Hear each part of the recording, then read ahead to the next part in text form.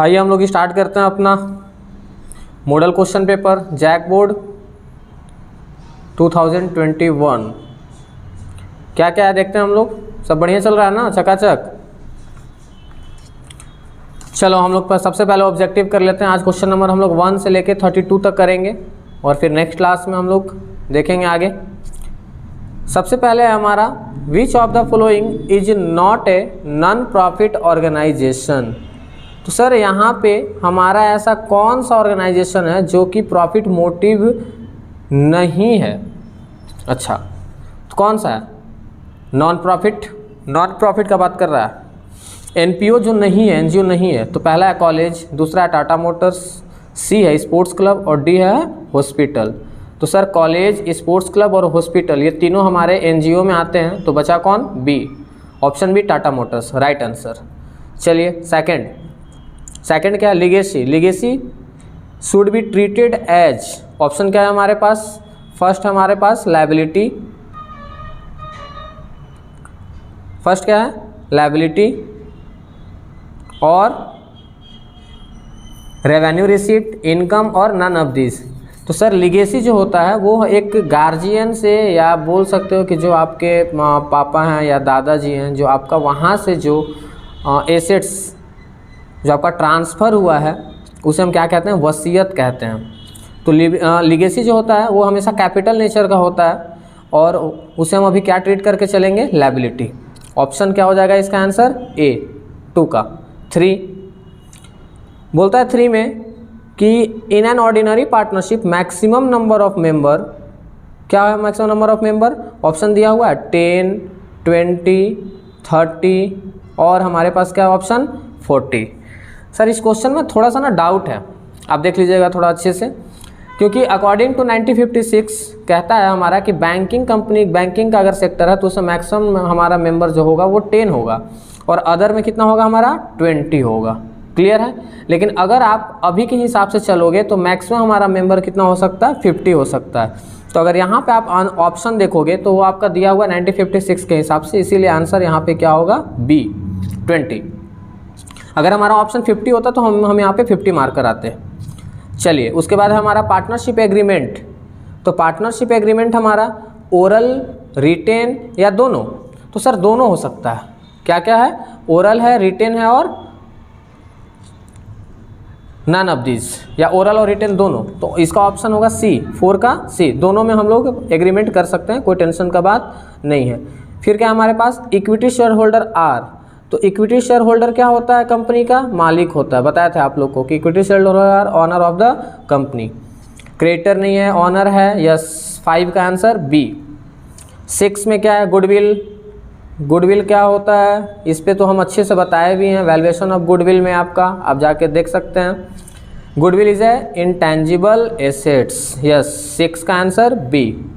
7 क्या है हमारे पास? बोला the accumulated profit and reserve are transfer to. तो आपको बता दें एक्यूमुलेटेड प्रॉफिट होता क्या है। तो एक्यूमुलेटेड प्रॉफिट में आपका जैसे जनरल रिजर्व हो गया, प्रॉफिट एंड लॉस हो गया, तो हम लोग जब बनाते थे तो इसको हम लोग बैलेंस शीट से डायरेक्ट ट्रांसफर करते थे पार्टनर कैपिटल अकाउंट में। तो इसका आंसर क्या होगा 7 का? सी, कैपिटल अकाउंट। नेक्स्ट 8 क्या कहता है? The total amount of a liability side include the following. यही है ना? Authorise share capital, issued capital, subscribed capital and paid up capital. Authorise capital क्या होता है? तो authorise capital maximum capital of a company, जो कि हम लोग बैलेंस शीट में शो करते हैं नोट्स टू अकाउंट्स में। ठीक है, यहाँ पे शो नहीं करते। इशूड कैपिटल भी हमारा वहीं पे होता है, ऑथराइज के जस्ट नीचे हम लोग इशूड करते हैं कि हम कितना इशू किए हैं मार्केट में। फिर है सब्सक्राइब्ड मतलब पब्लिक कितना आपका उसको खरीदा है, सब्सक्राइब किया है। और हम लोग जो बैलेंस शीट में लायबिलिटी साइड शो करते हैं वो करते हैं पेड अप कैपिटल, कि एक्चुअली में आपको कितना पैसा मिला है। 8 का आंसर डी। नेक्स्ट है तुम्हारे पास 9 डिबेंचर होल्डर बताया था आप लोग को कि क्या होता है? क्रेडिटर ऑफ द कंपनी होता है। इसको एक तरह से कंपनी के लिए ये कर्जदार है। इसको हम लोग क्या करते हैं? इंटरेस्ट पे करते हैं, है ना? तो 9 का आंसर क्या होगा? बी। इसको फिक्स रेट ऑफ इंटरेस्ट दिया जाता है, तो डिबेंचर होल्डर को क्या मिलता है? इंटरेस्ट मिलता है। 10 क्या बोलता है? Premium on redemption of debenture account is. ये है क्या भाई? प्रीमियम ऑन रिडेम्पशन और डिबेंचर, मतलब कि जब आप डिबेंचर होल्डर को रिडीम कर रहे हो, पैसा दे रहे हो, वो भी किस पे दे रहे हो तुम? प्रीमियम पे दे रहे हो। किस पे दे रहे हो? प्रीमियम पे। तो कौन सा अकाउंट है तुम्हारा? पर्सनल अकाउंट है। 10 का आंसर क्या होगा? ए। इनकम एंड एक्सपेंडिचर है सर, ये तो अच्छे से पता है हम लोग को, है ना। Debit all expenses and losses, credit all income and gain. Income and expenditure क्या होगा आंसर? इसका होगा सी। 11th का आंसर क्या होगा तुम्हारा? C. Income and expenditure account is a nominal account. Clear? 12 बोलता item recorded in income and expenditure is, sir income and expenditure is like that profit and loss account. और profit and loss account में हम लोग revenue nature का जो भी होता था, रेवेन्यू आइटम्स का, उसको शो किया जाता था, है ना। और कैपिटल नेचर का जो होता है वो बैलेंस शीट में शो किया जाता है। तो 12 का आंसर क्या होगा यहाँ पे? बी। 12 का आंसर बी होगा, रेवेन्यू आइटम। आते हैं फिर क्वेश्चन नंबर 13 में। बोलता है essential of partnership firm except, एक साझेदारी फर्म के आवश्यक तत्व नहीं है। नहीं है, कौन नहीं है? कम से कम 2 व्यक्ति चाहिए। बिल्कुल चाहिए भाई, at least 2 person. There is an agreement between all partner, yes सही है। Equal share profit and loss, oh यही गलत है। देखो शेयरिंग प्रॉफिट एंड लॉस तो है, लेकिन ये कहीं नहीं लिखा हुआ है कि इक्वली होना चाहिए, है ना। प्रॉफिट शेयरिंग रेशियो कुछ भी हो सकता है। तो ये यहाँ पे ऑप्शन, यहाँ पे तुम्हारा ऑप्शन नंबर 13 का क्या होगा? C. Partnership agreement is for some business, obviously agreement होता ही है, कुछ बिजनेस के लिए ही किया जाता है। तो इसका 13 का आंसर क्या होगा तुम्हारा? सी। अब आते हैं हम लोग 14 में। 14 क्या बोलता है? The relation of partner with the firm is that, partner का रिलेशन कैसा होता है? तो पार्टनर एक ऑनर भी होता है और एक एजेंट भी होता है, an owner as well as an agent, है ना। तो इसका आंसर 14 का C. 15 number of partner in a maximum form में भी, अभी हम आपको बताए थे कि 1956 के हिसाब से चलोगे तो बैंकिंग सेक्टर में 10, अदर सेक्टर में 20, लेकिन अगर आपको ऑप्शन में अगर 50 दिया हुआ है तो हम हमेशा क्या मार कर आएंगे? अभी के हिसाब से मार कर आएंगे। इसका आंसर क्या होगा तुम्हारा? 50, है ना। Number of partner in A partnership form में भी मैक्सिमम कितना? 50। लायबिलिटी ऑफ पार्टनर बताए थे आप लोग को, लायबिलिटी ऑफ पार्टनर क्या होता है? लायबिलिटी ऑफ पार्टनर अनलिमिटेड होता है। और एलएलपी एक्ट 2008 के हिसाब से चलोगे अगर, तो पार्टनर का लायबिलिटी वहाँ पे लिमिटेड हो जाता है। और नॉर्मल पार्टनरशिप एक्ट 1932 के हिसाब से हमारा जो पार्टनर का लायबिलिटी है वो अनलिमिटेड। तो 16 का आंसर क्या होगा? 16 का बी।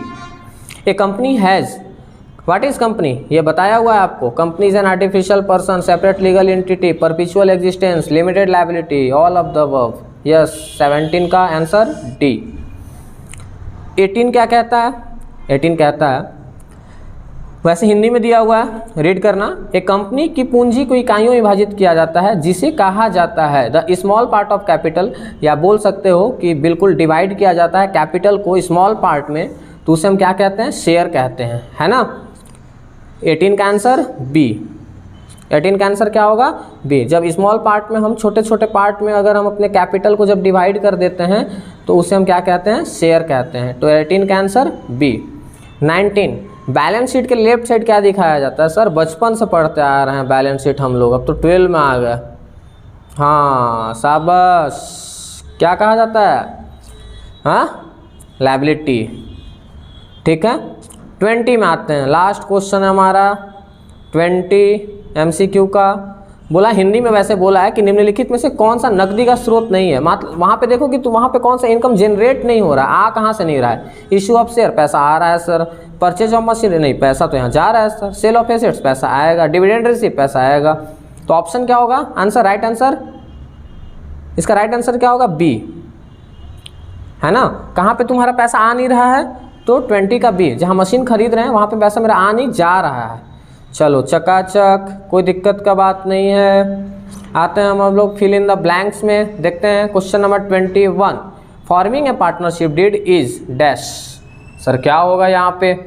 तो हम लोग को अच्छे से पता है कि पार्टनरशिप में रजिस्ट्रेशन कंपलसरी नहीं है, तो इसका आंसर क्या होगा? ऑप्शनल। क्या होगा यहाँ answer? Optional. Goodwill is an 22 question. Goodwill क्या है हमारे पास? कौन सा एसेट्स है? नहीं पता है? हाँ सर पता है ना, इनटैंजिबल एसेट्स। तो यहाँ पे क्या होगा? Intangible assets. 23 में आते हैं।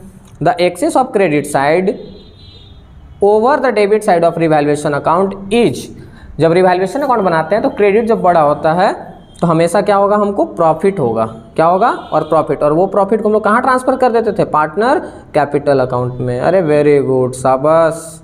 अब सर एग्जाम का टाइम, अब तो सारा क्लियर हो गया है। क्या बोलता है, अगर कोई पार्टनर रिटायर करता है, क्या करता है, रिटायर करता है, तो बाकी पार्टनर को क्या होगा, तो बाकी पार्टनर को गेन होगा, हाँ या नहीं, वही ना बोला है। यदि कोई साझेदार अगर रिटायर करता है तो अन्य साझेदारों के लाभ विभाजन अनुपात में क्या होगा, तो प्रॉफिट होगा भाई, गेन होगा, यहाँ पे लाभ होगा। हाँ, तो यहाँ पे आंसर क्या होगा, गेन। कंप्यूटर सॉफ्टवेयर किसका एग्जाम्पल है, कंप्यूटर सॉफ्टवेयर इनटैंजिबल एसेट्स का एग्जाम्पल है। कंप्यूटर सॉफ्टवेयर किसका एग्जाम्पल है, इनटैंजिबल का, जिसे कि हम टच नहीं कर सकते हैं। इक्विटी शेयर होल्डर अभी तो देखे थे सर हम लोग MCQ में, इक्विटी शेयर होल्डर क्या है, कंपनी का ऑनर है, कंपनी का क्या है, owner of a company. Share holder को क्या मिलता है, सर मिलता तो है कुछ ना कुछ, शेयर होल्डर को क्या मिलता है, तो डिविडेंड मिलता है, शेयर होल्डर को क्या मिलता है, डिविडेंड। और next 28, debentures can not be redeem at, किस पे आप रिडीम नहीं कर सकते हैं, तो एट डिस्काउंट पे आप रिडीम नहीं कर सकते हैं, तो इसका आंसर क्या होगा, डिस्काउंट। 29, नेट वर्किंग कैपिटल किसे कहते हैं, काम करने के लिए जो पैसा चाहिए, यहाँ पे आपका होगा करेंट एसेट्स माइनस, आंसर क्या होगा, current liability. Sir question number 30, membership, life membership फी, सर दोनों में बहुत अंतर है। मेंबरशिप फी बार बार लिया जाता है और life membership fee capital nature का होता है और इसे हमेशा बैलेंस शीट में लायबिलिटी के साइड दिखाया जाता है। तो इसका आंसर क्या होगा, shown in liability side of balance sheet. Clear.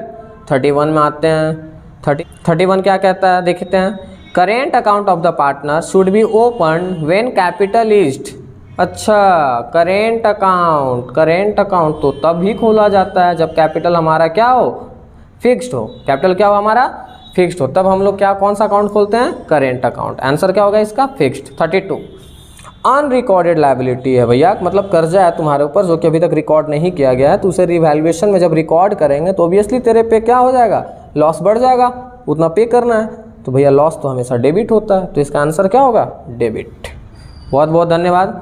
मिलते हैं हम लोग नेक्स्ट लेक्चर में क्वेश्चन नंबर 33 के साथ, और हम लोग वहाँ पे देखेंगे आगे उसका। धन्यवाद।